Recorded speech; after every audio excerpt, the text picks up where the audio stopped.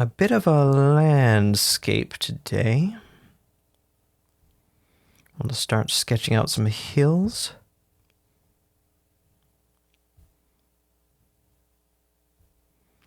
I'm Steve, and this is SpritePixels that I'm using, by the way. This is my newly released pixel art creation tool. And I am putting myself through this exercise partially just to put it through its paces, and partially because a sketch a day keeps mediocrity at bay, as a friend said. Light source on the right, let's assume. So let's say it can really hit the right-hand side of things.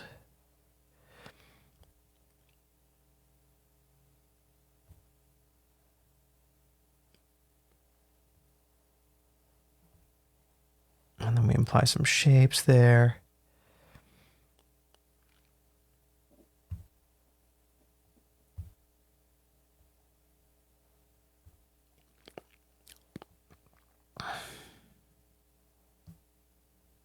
We should start with the highlights first, really, I think.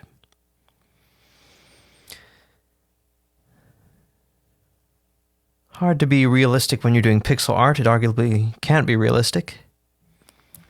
I mentioned Deluxe Paint 2 for the Amiga in my last video. And that was considered a pretty hot painting program at the time. Not pixel art.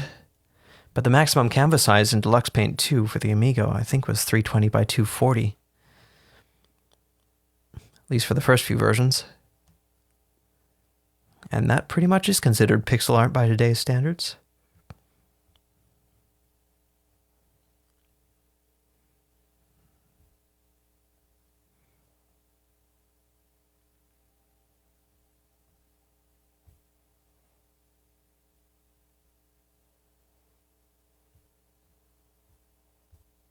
I think I'm going to put the light source kind of in the upper third above the ground there. So this mountain on the right will start being hit all over.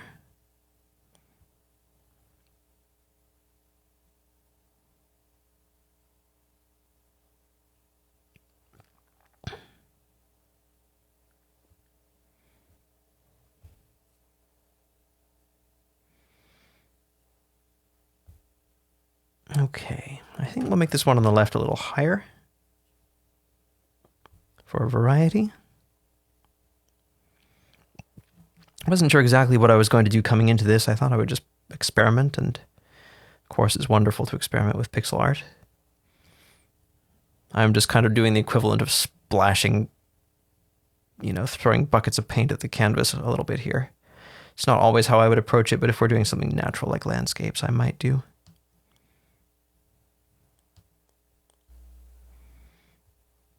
Don't want to get too nitpicky with it just yet.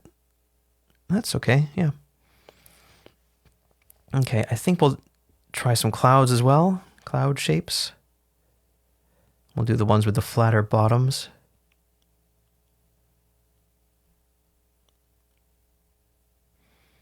That looks very Minecraft, actually. Too rectangular even for pixel art. Let's take the same approach. Let's highlight the bottom and then work our way up. Yeah,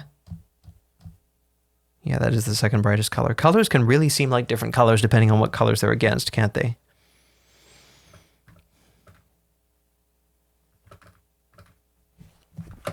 Let's see.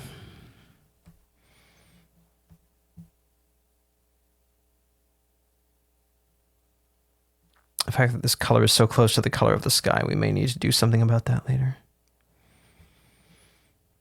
Let's try another one over here. Maybe all the way on close to the left. And dot dot to imply that it's falling apart.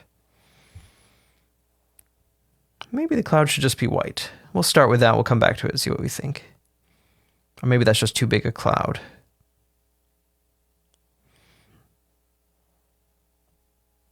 Nope, don't want to do that. Let's pick it up and move it up one pixel. Okay, foreground. Some not the snowy mountains from the background. Let's do some hills, couple of hills. So we'll go highlight up like that. And then we'll have one here. Comes down like that. Maybe we highlight that.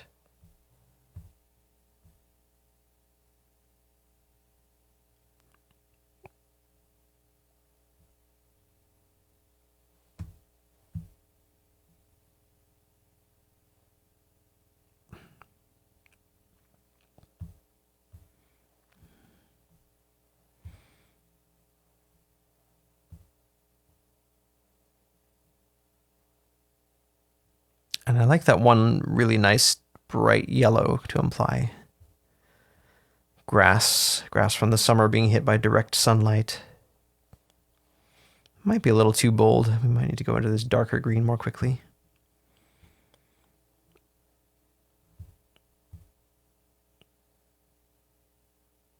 Or maybe the green sweeps around a bit more.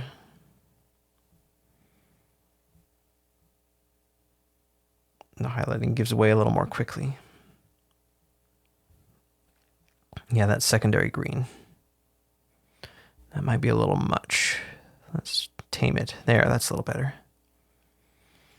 Maybe that's even a bit too yellow?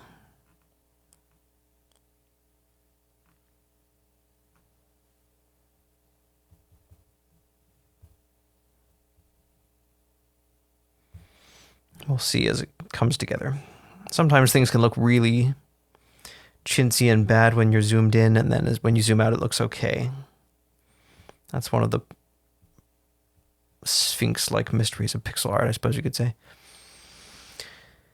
Okay, let's do a visible sun. We'll do this kind of a circle, quote, circle.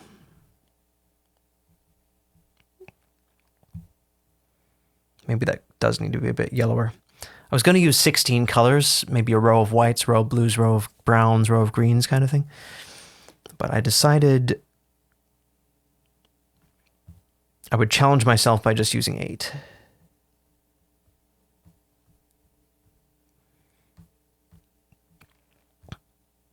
Just a plain aura. And this cloud, let's move it actually way down to the left.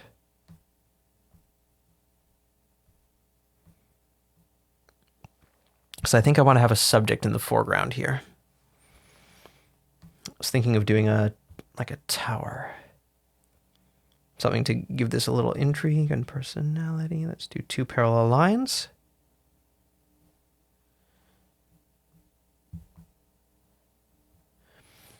And then, oh, we brought in our last color. The last color I hadn't used yet, this dark brown. I wondered what I would do with it. Now let's stagger it.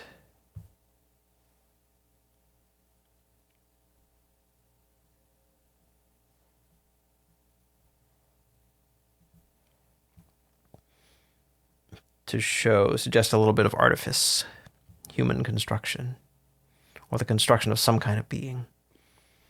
And let's add another color here, because more light's going to hit the right side of it.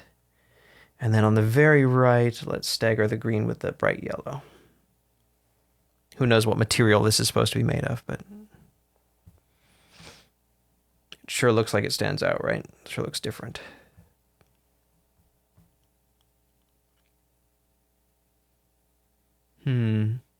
So now we have the brighter green adjacent to the bright yellows. What if it was one off of that? Like that. So then we don't have that problem, but then we have the kind of the illusion that, oh no, we have greens against greens, that's all. What if we darken that? Maybe. Or what if we use the dark blue? Or the light blue? Wow, then it looks like too much like the sky. Let's actually try that and see what it looks like.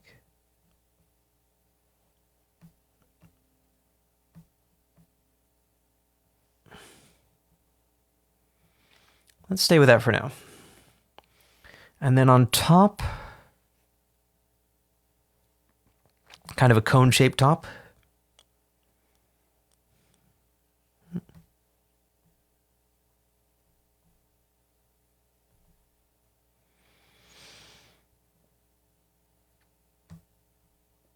Let's highlight the top from the right, and then the left will be dark.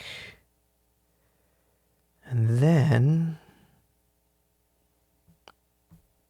something interesting right there. 1 pixel. 1 pixel of interest.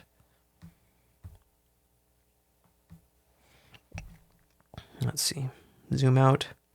The mini view in the bottom right always shows what things look like zoomed out, and that just really helps while you're working. It can give you the perspective you sometimes need to get by taking an extra moment to step back. You can kind of just flick your eyes down and confirm, like, will this kind of look good? Will it kind of not look good? Okay, so we have a cloud there. Let's make a second, like a smaller companion cloud. I don't know, because I did kind of want to put a second planet or a moon in this too. Maybe the tower needs to be further to, just more central, further to the right. No, I think it's okay where it is. It's very high up.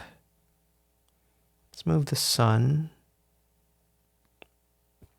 Let's put another sphere there, and then let's try and make this into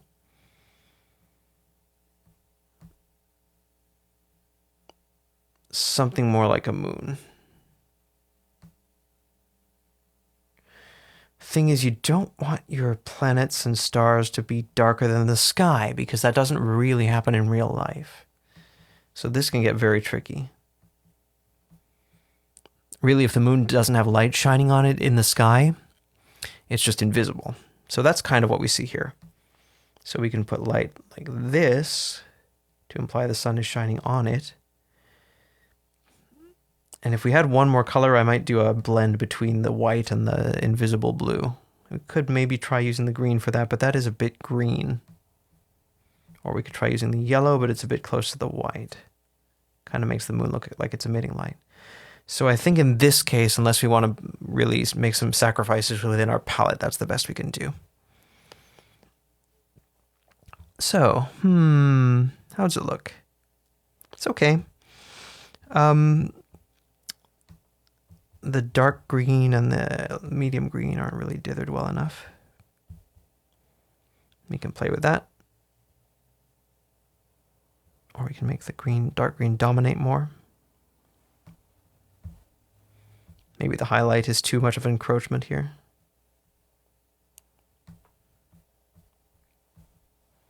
These aren't mountains, they're just like tufts of grass, so it's kind of tough to get those two.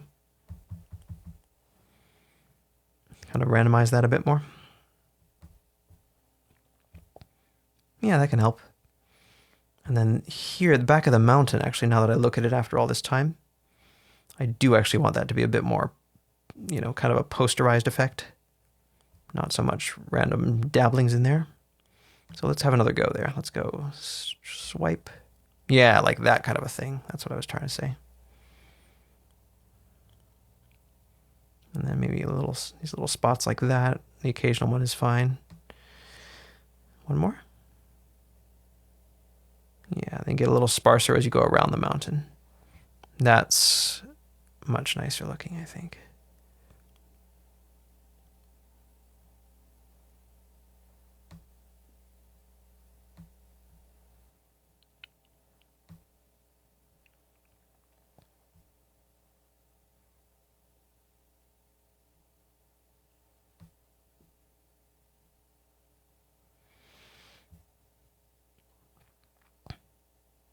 Yeah.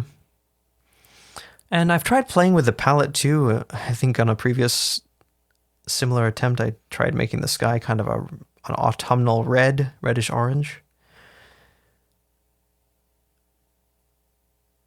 It's kind of intriguing. And then to match that would make the palette for the foreground